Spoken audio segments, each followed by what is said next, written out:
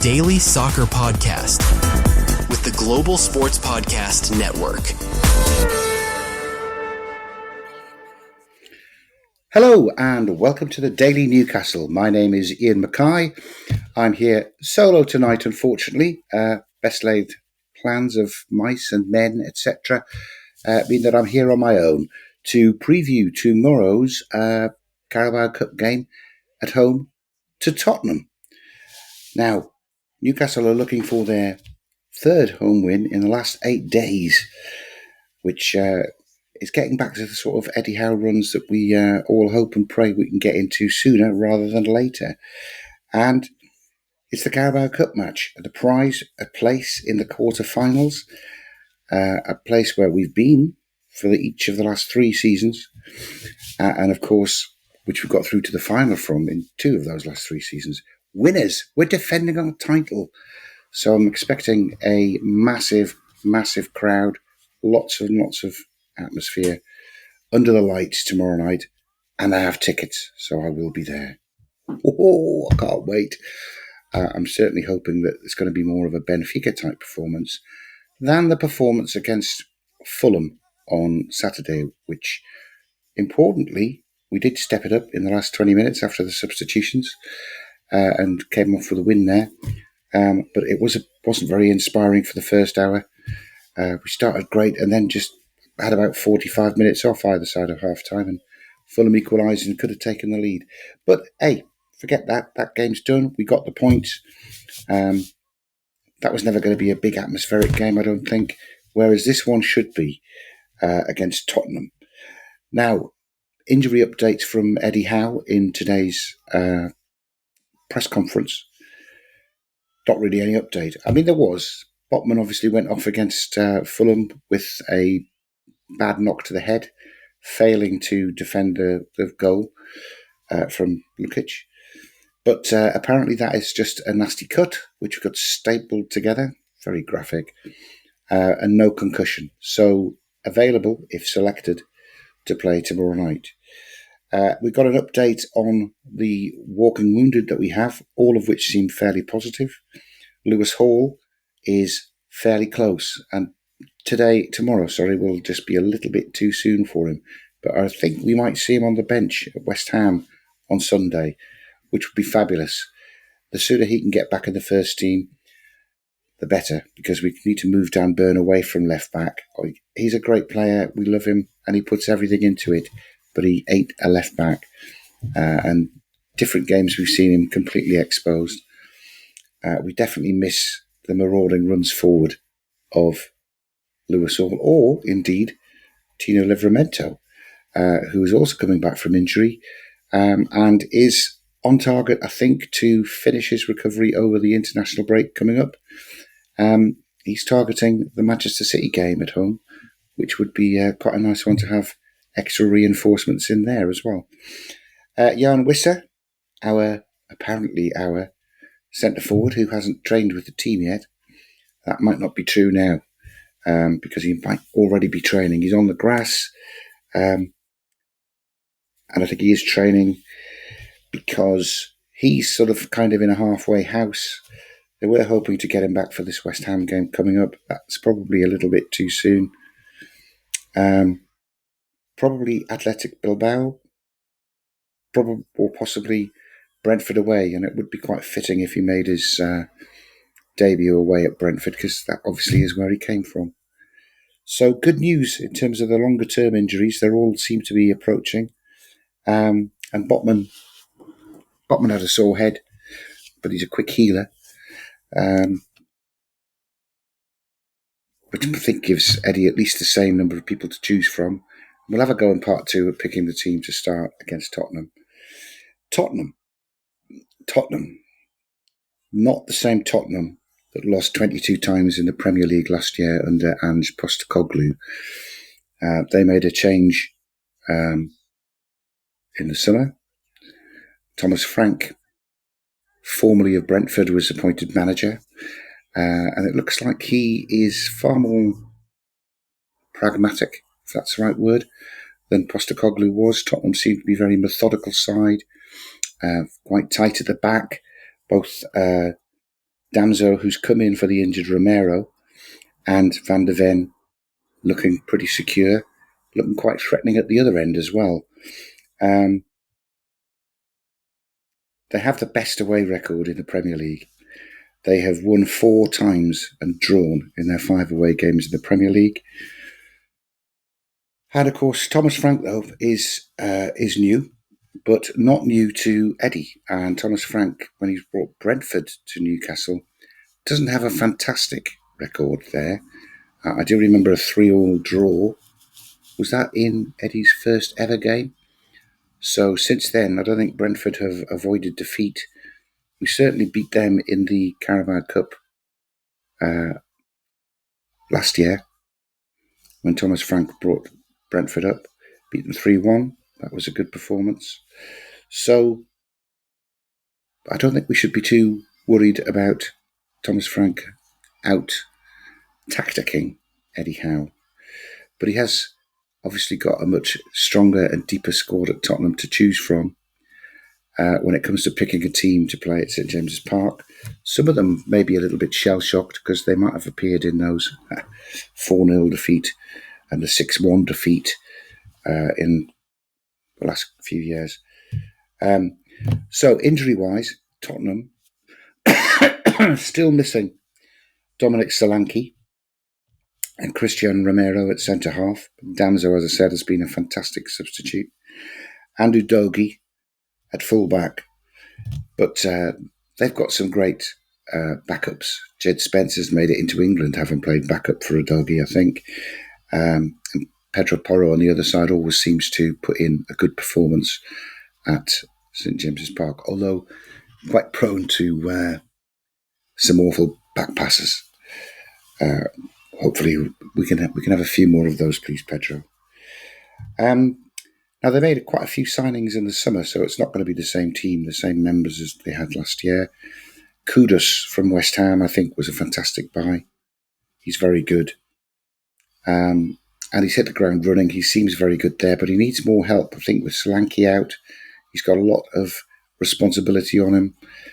What do you call him? Brennan Johnson on the other side is always solid.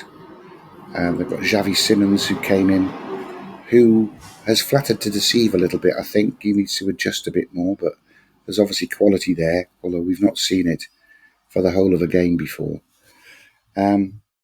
So Tottenham, I think, will be able to put a good, strong team out, although they are facing the same prospect as we are, which is 60 games this season, going strong in the Carabao Cup. They're in the Champions League as well. They're in the Premier League. They're third in the Premier League. So I think they'll be doing some rotation. And I'm not going to try and guess who Tottenham might play. I know who they will play is Vicario, probably, who I've been very impressed with some of the saves that he made. He was very good against Everton when Tottenham won 3-0 at the new Hill Dickinson Stadium on the weekend. I think that scoreline flattered them a little bit, but the 0 certainly didn't flatter Vicario. It didn't look like anything was going to get past him. Hopefully he can throw 1 or 2 into the net for us tomorrow night. Amid all of that, though, what has to be noted, because we have to be wary of it, Brentford's best signing of the summer may well have been a chap who came from...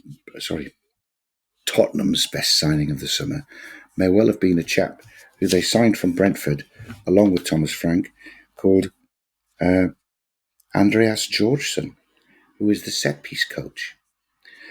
Now, Damso, who's playing instead of Romero, won the pre-season long throw competition, so he can chuck that right into the mix. And Van de Ven seems to have rediscovered or rebirthed himself as a bit of a killer, getting onto the end of these set pieces. He scored 2 goals against Everton. He is a big, strong lad. He should be getting on the end of some of these things. Tottenham have already scored 5 goals from set pieces in their first 9 games in the Premier League, and they only scored 11 the whole of last season. So when Ange thought that set pieces were just detail, not bothering working anything out for. It's the other way around now at Tottenham. They've got a set-piece coach, a successful set-piece coach, who's already converting that planning into a goal threat. And that is something that I think we have to be very wary of, which all filters into who's Eddie Howe going to pick. And once you've heard from Ken, we'll have a go at picking the team, see how close we get. Your body is unique. And Global Sports Podcast Network has partnered with Bioniq, the world's most personalised supplements. Bioniq provide 100% tailor-made supplements designed to deliver precisely what your body needs at exactly the right level to optimise your health. No guessing. So click the link in the show notes. Use the code GSPN2025 for 40% off your first month's subscription. Bioniq. Don't settle for off-the-shelf solutions made for just anybody. Get what's right for you right now. And we're back for part 2.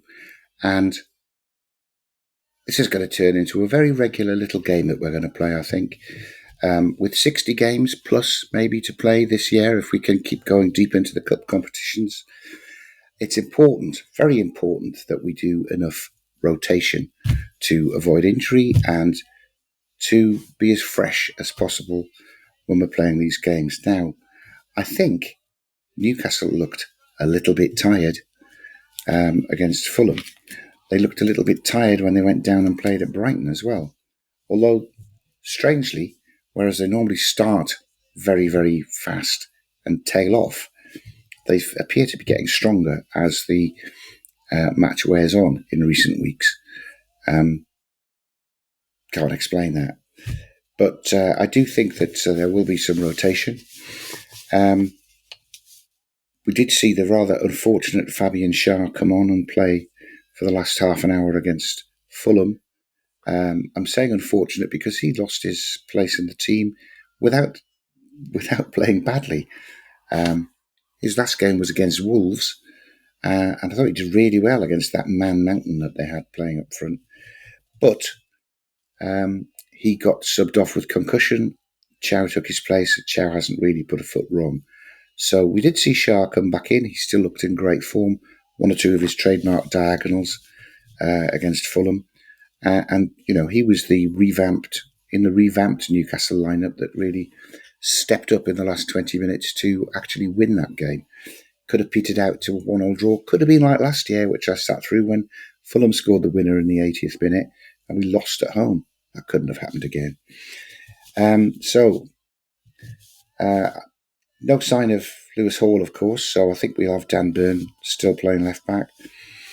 In midfield, Joe Linton came in for Ramsey against Fulham, and he did all right. I think that's a 50-50 toss-up split, though, with the rotation as to whether Joe Linton or Ramsey plays on the left. Personally, it's Tottenham. I've seen Joe Linton score a few goals against Tottenham. I think he got his first goal when he was playing centre-forward away at Tottenham. I'd keep Joe Linton in. I think Tonali is a dead cert to come in and replace Lewis Miley. No reflection on the Geordie Tonali's performances in the last couple of games. But Tonali seems to be over his nasty bug, or he is over his nasty bug, as he's been training all week. And I think he'll come in. And Captain Bruno has got to start as well, I think. That's not to say that there won't be rotation later on. What I'd like to see is the sort of starts we had against Tottenham 2 years ago and 3 years ago, where we can go 2 or 3 goals up by half-time and make some substitutions then and give everybody a nice rest before West Ham. Up front, yes, well, Barnes has been a wonderful substitute coming on, hasn't he? Scoring twice against Benfica and then coming on and helping to change the game against Fulham. Osula was the game changer when he came on, even though it was just really a 15-minute cameo. And Elanga, £55 million man Elanga, surely too good to sit on the bench game after game after game. Nevertheless, I think Howe will start Voltemada through the middle with Gordon down the left and Murphy down the right. Murphy, so dependable, put some great balls in. Obviously scored the first goal against Fulham with what we're looking for, a winger running through for a ball played through. It was Bruno who played that pass, but Voltemada can do that. That's the prototype. That's what we need to do more of. But and he was through a second time from Gordon, wasn't he?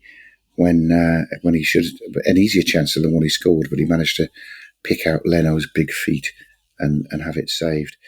But put quite a few great crosses in as well. So what's the team? This is Iain's guess for what the team's going to be.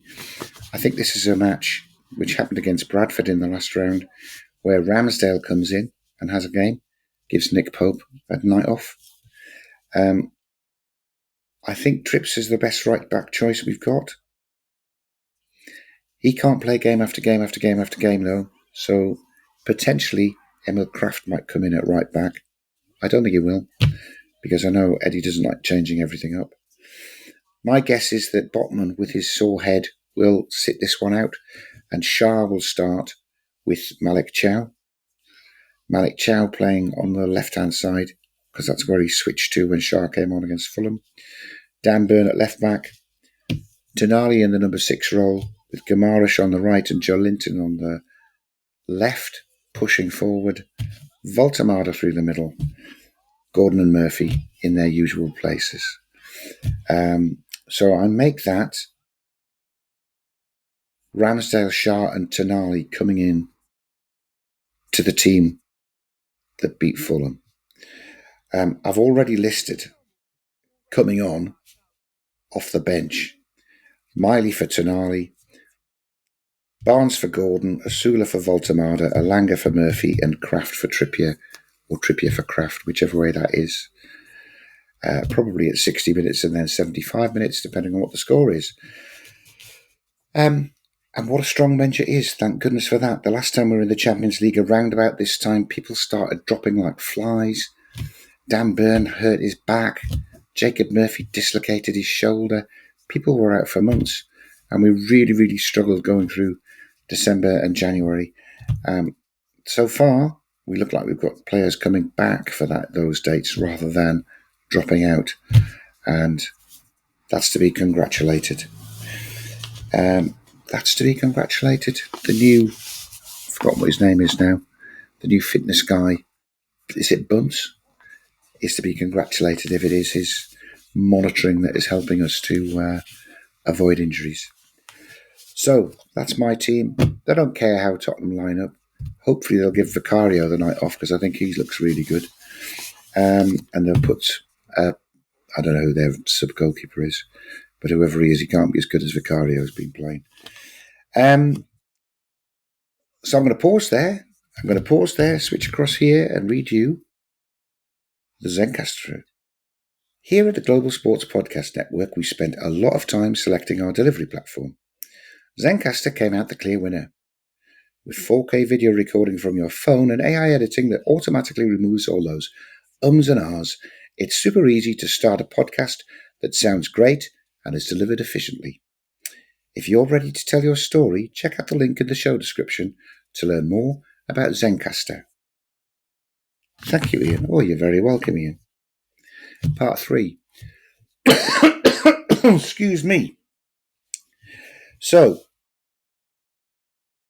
I just thought I'd have a quick look what the prize is if we do knock Tottenham out. Maybe it shouldn't be. But some of the other games being played tomorrow night include Arsenal at home to Brighton. Could Brighton take Arsenal out? I'm just looking for teams who I don't really want to have to play. Arsenal could knock Brighton out, and then we'd go and play at Brighton, and it would just be just as difficult with our bogey team, wouldn't it? Liverpool at home to Palace. Oh, Palace could knock Liverpool out there. Liverpool having lost 4 games in the league, falling behind in Frankfurt. That would be good, wouldn't it? That would be good. And Chelsea playing away at Wolves. Chelsea, I think, very brittle if they go behind. And Wolves, I know everyone's got them written off, but I've seen the Wolves play a few times. I don't think they're anywhere near as bad as the results that they're getting. So come on, Wolves, do us a favour. City are at Swansea. I think that means City will be there in the quarterfinals. But one or two games being played tonight that hadn't finished when I started recording. But they have now. Brentford have hammered Grimsby, so Brentford are through to the quarterfinals. The Wycombe and Fulham game has ended level, so it's a penalty shootout. Come on, Wycombe, knock Fulham out.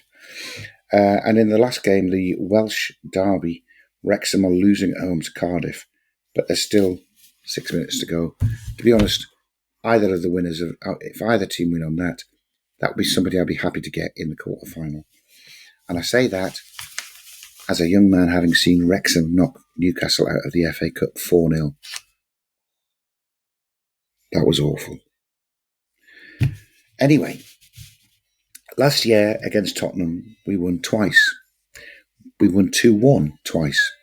First at St James's Park and then away at Tottenham. I'm trying to remember either of those games. They're not as memorable as the previous two times that we played Tottenham at St James's Park, which was a 4-0 win, and that wonderful 6-1 win. Oh, that was marvellous. If we can start again like that, where we're 3 up after 10 minutes, I'll take that. 2 more from Murphy, 1 from Joe Linton. That'll suit me. Down to the ground. However, there's been a little bit of a question about our atmosphere because the game against Fulham was rather flat. I think we are more likely to get under the lights on a Wednesday, defending our Carabao Cup title, a really good atmosphere. And that's what we need. We need the crowd well up for it. We need to scare some of these. Xavi Simons has never seen what the St James's crowd is like on a Wednesday night. Let's get into them and let's terrorise them a bit. Let's give Van der Ven nightmares of that match where he ended up on his backside twice in 10 minutes as first scored and then Isak scored.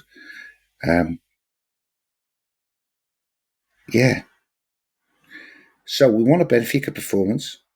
We don't really want a Fulham performance. And I don't think the crowd will allow us to have a Fulham performance. I don't think the opposition will either. Nobody would be underestimating Tottenham. What score are we going for, though? Do you know what? Having won 2-1 twice last year, but with a history of scoring a few more goals than that, and looking now quite dangerous when we get up for it, I'm going to go for the old-fashioned Iain. 3-1. Newcastle to win 3-1. I will not at all be surprised if the pragmatic Tottenham can conjure a shutout and Van der Ven heads a Danzo throw in for a 1-0 Tottenham win. Nor will I be surprised if the game ends up level, because I think these are two evenly matched sides. And, if it's a draw and goes to a penalty shootout, then anything could happen. I don't want it to be a draw with a penalty shootout because, let's face it, Newcastle's an hour and a half away from where I live. It doesn't start till 8 o'clock. And if we're not getting out of St James's and into the car till 11:15, it's going to be a very, very late one when I get home. Anyway, Newcastle to win 3-1, I think. I'm going for Palace to knock Liverpool out and Wolves to knock Chelsea out and Newcastle to draw the winners of Wrexham against Cardiff in the quarter-final. That would be lovely, wouldn't it? Thanks very much for listening. I know it's just me, but if you disagree with me, give us a message down below. If you're watching on YouTube, like and subscribe. If you're thinking, that poor lad has to do all of these on his own all the time, I'm more than happy for him to volunteer to come and join us. We'd love more people to talk Newcastle. You don't have to live within an hour's drive of St James's Park. You just have to be a fan. Come through to us on the messages. That would be great. We'll see you all very, very soon. Someone is meant to do a match reaction tomorrow night. And I think it's down to me, although I'm at the match and I've already said how late it's going to be. So I will try and record a match reaction as early as possible on Thursday morning so that it will come a little bit later than normal, but hopefully not too late. We shall see you then. Bye-bye now.